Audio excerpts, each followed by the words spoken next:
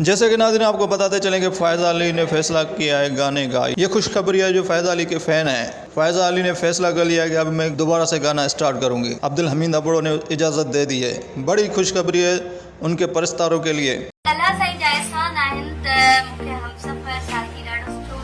अल्हम्दुलिल्लाह उन्हनि जी इजाज़त साईं इन जे लाइ वेट हुयो मुंहिंजे फैंस खे त हाणे कमिश्नर आहे अब्दुल हमीद साहब। हाणे उन्हनि जी वाइफ आहे, अलाए सिंगिंग कंदी या न कंदी, पर अल्हम्दुलिल्लाह उन्हनि जी इजाज़त आहे। सुठो कमु कयो ऐं मुंहिंजी इजाज़त सां कयो तो अल्लाह साईं उन्हनि खे बि ख़ुशि रखे जो मूंखे इजाज़त ॾिनी ऐं तव्हां सभिनी जो साथ हूंदो त इंशाअल्लाह सुठो।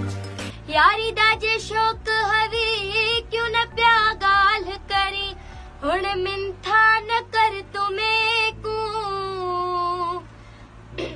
केड़ा रस आसरा दे में हुण देखू कल दिल दे छोड़ी में बेकू केड़ा रस आसरा दे में हुण देखू। अल्लाह साईं जा एहसान आहिनि त मूंखे हमसफ़र साथी ॾाढो सुठो मिलियो।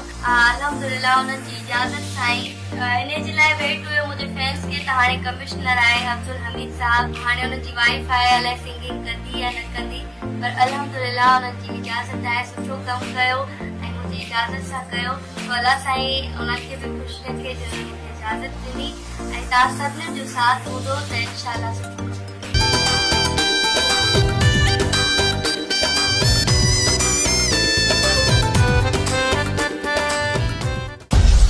मेरी पहचान वक्त की बात को सब्सक्राइब करें और कमेंट करें।